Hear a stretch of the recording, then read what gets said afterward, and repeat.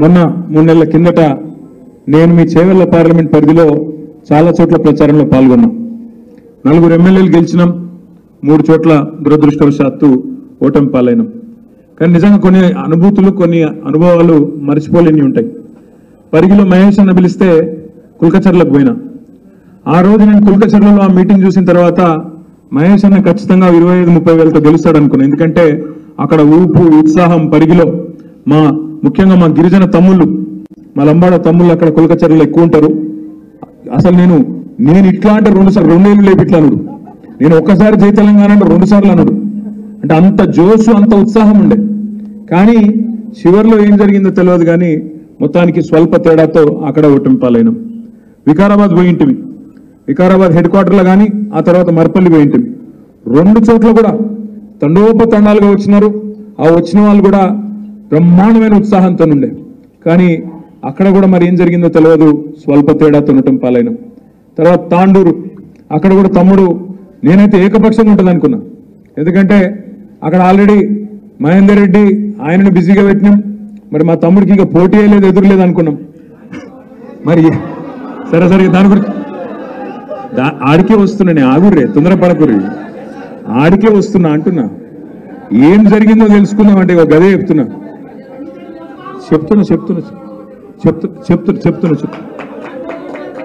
Scene నన్ను చెప్పని, నువ్వు మాట్లాడుతూ కదా సీను, మళ్ళీ నన్ను చెప్పని. జరిగింది ఏంటంటే కరెక్ట్ మాట అది. ఇంటి దొంగను ఈశ్వరుడు కూడా పట్టలేడని పెద్దలు చెప్తారు.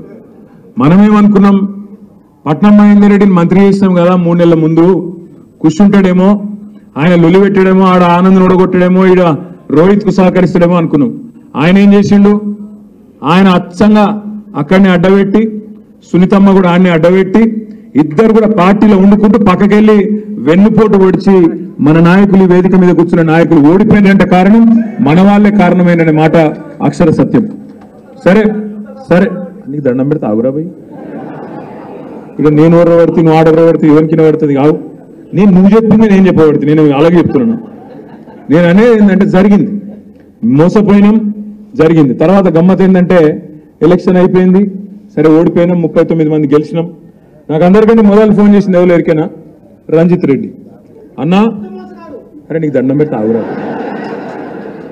నీ కోపం అంతా ఆగబట్టుకొని జ్ఞానేశ్వర్ అన్న గెలుపులో నూకురా పోయి, నా మీద ఎందుకు లొల్లి పెడుతున్నావు, నేనే చెప్పబడితే నువ్వు చెప్పేది ఆగు.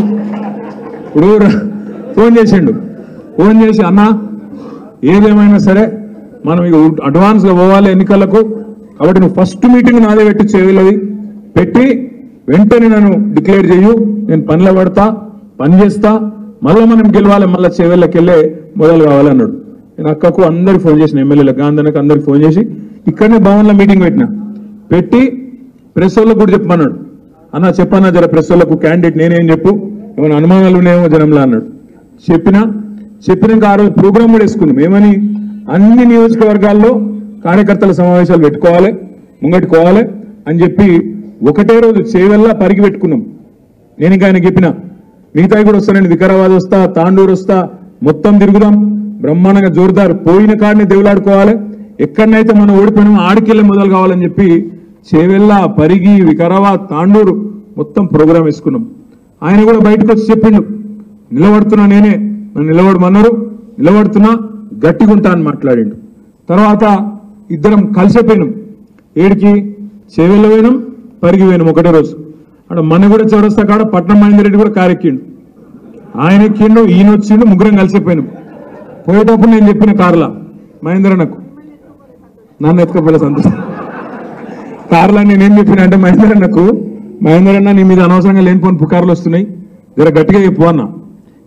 అప్పుడు చేవెళ్ళ మీటింగ్లోనేమో యాదన్నకు హాస్పిటల్ సమస్య వచ్చి బ్రెయిన్లో కొంత చిన్న ఇబ్బంది వచ్చి హాస్పిటల్లో ఒక వారం రోజుల పాటు ఉండుట్లా ఫోన్లా హాస్పిటల్లో ఉన్న మైకుల ఫోన్ పెట్టి మాట్లాడిస్తే ఆ రోజు కూడా యాదన్న అంత కమిట్మెంట్ తోని హాస్పిటల్కి వెళ్ళి కూడా మాట్లాడిండు. ఆడ చేవెళ్ళలా పరిగిల 2 దగ్గరలా ఇద్దరు మాట్లాడారు నాయకులు. పట్నం మహేందర్ రెడ్డి మాట్లాడిండు, ఇప్పుడు ఉన్నాయి ఆ వీడియోలు యాన్నో లేవు, ఉన్నాయి. మా తమ్ముడు కార్తీక్ కూడా ఉండే, అందరం కలిసిపోయినాం. పోయి నాకంటే ఎక్కువ చంపారు కాంగ్రెస్ ఆ రోజు, పొల్లు తిట్టిండు ఇద్దరు. తిట్టడానికి ఇంకా గమ్మని చెప్తా మీకు. పరిగి పోయినాం, పరిగి పోతే మంచిగా మా మహేష్ అన్న మంచి భోజనం పెట్టిండు, ఆడ మంచిగా తిన్నాం. సీని భోజనం అయిపోయాక మీటింగ్ పోయినాక మొత్తం ఒక 4-5 మంది ఉన్నారు. హాల్ నిండా బ్రహ్మాండంగా పరిగిల ఉత్సాహంగా ఉండే. ఆడ పోయినాక నేను మహేందర్ అన్నతో అంటి ఇంతకుముందు కారులో చెప్పిన చూడు ముచ్చట అది చెప్పు అన్న. చెప్పమంటే మహేందర్ అన్న లేచి ఇగో నా మీద పుకార్లు వస్తున్నాయి కాంగ్రెస్లో కొత్త అని. నా ఒక్కరి నుండి వస్తలేవు, రంజిత్ రెడ్డి మీద కూడా వస్తున్నాయి. ఆయనను కూడా ఇరికిచ్చే ఈయన పక్కకెళ్ళి లొల్లి పెడుతుంది. ఈయన నా మీద ఎందుకు చెప్తున్నాను, నేను నా మీద పుకారుందా, ఈయన లొల్లి. ఇద్దరు నామగట్టిన లొల్లి పెట్టుకొని ఆస్కర్ అవార్డు గెలుస్తారు చూడు, దానికంటే ఎక్కువ యాక్టింగ్ ఇద్దరు. నేను ఓతలేనంటే నేను ఓతలేను, నేను మంచోని అంటే నేను మంచోని, నేను పిచ్చోళ్ళకి ఇద్దరు నమ్మిన. ఏం చేస్తాం, నమ్మి ఇద్దరు అద్భుతమైన స్పీచ్లు ఇస్తే గెలిచిపోయినాం. ఇంకేముంది, మళ్ళా పార్లమెంట్ గెలిచిపోయినాం అనుకున్నా. నేను చూస్తే 15 రోజుల తర్వాత సీన్ కట్ చేస్తే ఈయన మల్కాజ్గిరి అభ్యర్థి, ఆయన చేవెళ్ళ అభ్యర్థి కాంగ్రెస్.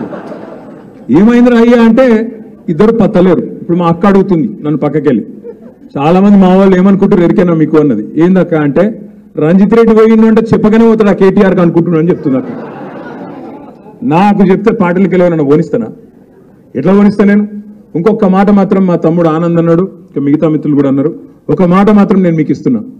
నేను 2018లో ఆనాడు విశ్వేశ్వరరెడ్డి గారు ఆ రాజకీయాల్లో లేనప్పుడు రాజకీయాల్లోకి పట్టుబట్టి తీసుకొచ్చింది నేను.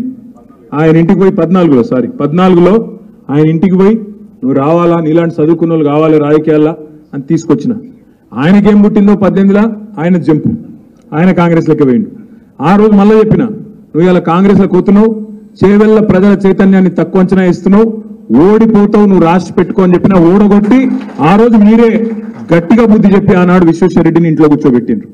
2018లో ఆనాడు కొత్త అభ్యర్థి అయినా మీ జిల్లాకు సంబంధం లేకపోయినా కేసీఆర్ గారు నిర్ణయం తీసుకున్నారు కాబట్టి ఆనాడు డాక్టర్ రంజిత్ రెడ్డిని తీసుకొచ్చి ఎంపీకి నిలబెడితే, సరే కొత్తోడైనా కేసీఆర్ పంపిండు కదా, గులాబీ కండువా కప్పుకున్నాడు కదా, కేసీఆర్ మనిషి కదా అని చెప్పి మీరందరూ ఆశీర్వదించి రంజిత్ రెడ్డిని గెలిపించింది.